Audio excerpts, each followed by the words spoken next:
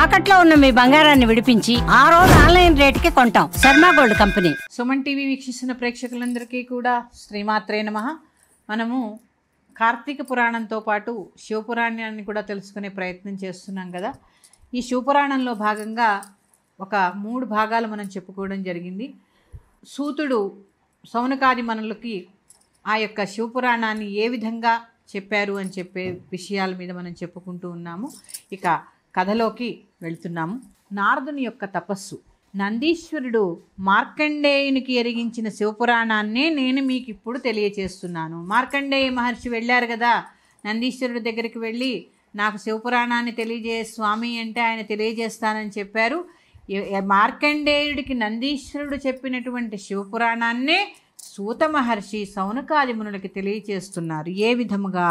మహర్షులంతా సూతుడు చెప్పబోయే విషయాలను ఎప్పటికప్పుడు గ్రహిద్దామా అనే ఉత్సుకతతో ఉన్నారు. అక్కడ ఉన్నవాళ్ళంతా తపోజ్ఞాన సంపన్నులు కాబట్టి ఇక్కడకు వచ్చేవాళ్ళు అలాంటి వాళ్ళే అయి ఉంటారు. వాళ్ళకి ఇప్పుడే కాదు ఎప్పుడూ కూడా మంచి మీదే ధ్యాస, భగవంతుడి మీదే దృష్టి ఉంది. ఇక్కడ ఎప్పుడు జప తప హోమాది పుణ్యకార్యాలే జరుగుతాయి. భగవంతునిపై చర్చలు గోష్ఠులు జరుగుతాయి. అపార జ్ఞాన సంపన్నుడు పౌరాణిక చక్రవర్తి అయిన సూత మహర్షి నోటి వెంట ఏ పదం పలికినా ఆ పవిత్రమైన మంత్రం కిందే లెక్క. అటువంటి మహానుభావుని ముఖతః శివపురాణాన్ని వినేందుకు ఎంత పుణ్యం చేసుకున్నామో కదా అంటూ సౌనకాదిమనులందరూ కూడా పొంగిపోతూ ఆయన పంచే జ్ఞానామృతాన్ని శ్రవణాల ద్వారా గోలేందుకు సిద్ధముగా ఉన్నారు. అంటే ఇక్కడ మనకి ఏంటి అంటే ఈ శివపురాణం అనే దాన్ని మనం ఎంత ఆనందంగా వింటే అంత బాగుంటుంది. చూడండి, సౌనకాది మునులందరూ కూడా సూత మహర్షి చెప్పేటటువంటి శివపురాణం కోసం ఎంత ఉత్సుకతతో తెలియచేస్తున్నారు. మనం కూడా అంతే ఉత్సుకతతో ఈ శివపురాణాన్ని విని చక్కగా ఆ శివయ్య కృపకి పాత్రులవుదాం. అన్నీ ముని కుటీరాలే కాబట్టి ఆ పరిసర ప్రాంతాల్లో ఉన్న చెట్టు పుట్ట, తిరుగాడే పక్షులు, లేళ్ళు, కుందేళ్ళు ఇత్యాది మూగజీవులు కూడా పరమేశ్వరుడి దివ్యగాథల్ని వింటున్నాయా అన్నట్టు అక్కడ నిశ్శబ్దం చోటు చేసుకుంది. అప్పుడు చూసారా, కిలకిలా రావాలు చక్కగా దాన్ని ఏమంటాడు మూగ కుందేళ్ళు ఇవన్నీ కూడాట ఆ శివపురాణం మొదలుపెట్టే సమయానికి ఆ చుట్టూ వచ్చి చేరాయట.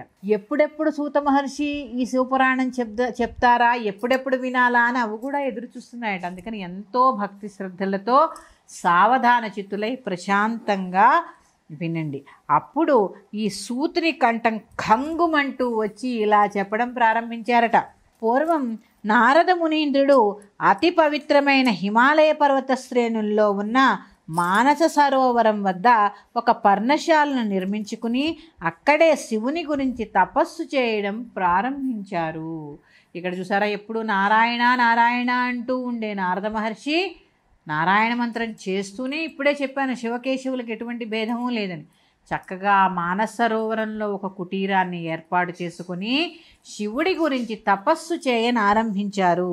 నారదుడంటే త్రిలోక సంచారి, ఆయనకు తగువుల మారి కలహ భోజనుడు అనే పేర్లన్నీ కూడా ఉన్నాయని చెప్పి మనకు కూడా తెలుసు. ఎందుకంటే సినిమాల్లో చూసాం మనం, పాత సినిమాల్లో నారదుడంటే కలహ భోజనుడు, వాళ్ళకి వీళ్ళకి గొడవ పెడుతూ ఉంటాడని చెప్పి మనం చాలా సినిమాల్లో పాత సినిమాల్లో చూసాం.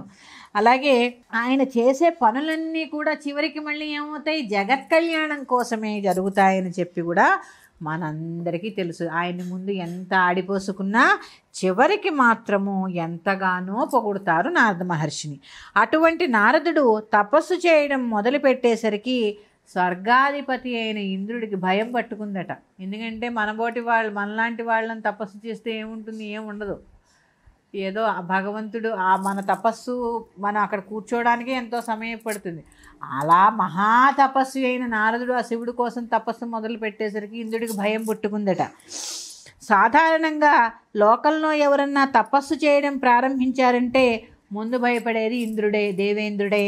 ఎందుకంటే తన పదవికి ఎక్కడ గండం వస్తుందో అని ఆయనకి భయం. ఇప్పుడు కూడా అదే భయంతో నారదుని తపస్సు చెడగొట్టేందుకు తన రాజసభలో నాట్యం సాగించే సౌందర్య రాశులైనటువంటి రంభ, ఊర్వశి, మేనక మొదలైన అప్సరసల్ని భూలోకానికి పంపిస్తాడు.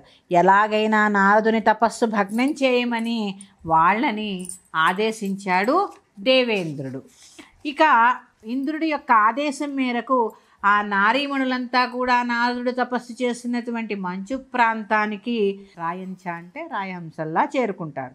తమ నటనా ప్రావీణ్యాలతో సౌందర్య ఆకర్షణతోనూ ఆయన దృష్టిని తపస్సు నుంచి మరల్చేందుకు శత విధాలా ప్రయత్నిస్తారు.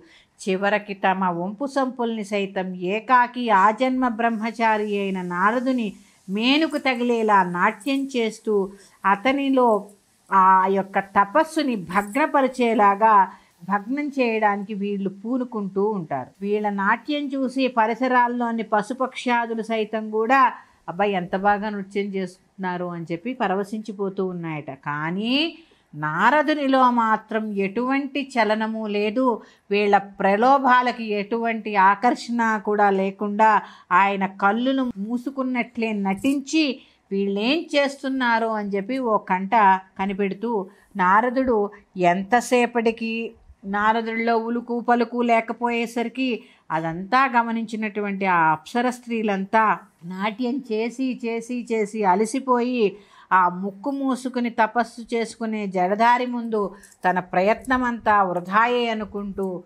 ఉసూరనుకుంటూ మళ్ళీ ఇంద్రలోకానికి వెనుదిరికి వెళ్ళిపోయారట. తర్వాత ఇక్కడ మనం ఏం చెప్పుకుంటున్నాము? నారద మహర్షి యొక్క తపస్సు గురించి చెప్పుకున్నాము. చక్కగా ఈ అప్సరసలందరూ వచ్చారు, వారి యొక్క తపస్సుని భగ్నం చేయాలని చూశారు. అది జరగక మళ్ళీ ఆ దేవలోకానికి వెళ్ళిపోయిన తర్వాత జయమా పరాజయమా అని చెప్పి ఆ దేవేంద్రుడు అనుకుంటూ ఉన్నాడు. మరి యొక్క శివపురాణం యొక్క అధ్యాయంతో మీ ముందుకు వస్తాను. శ్రీమాత్రే నమః. స్వస్తి.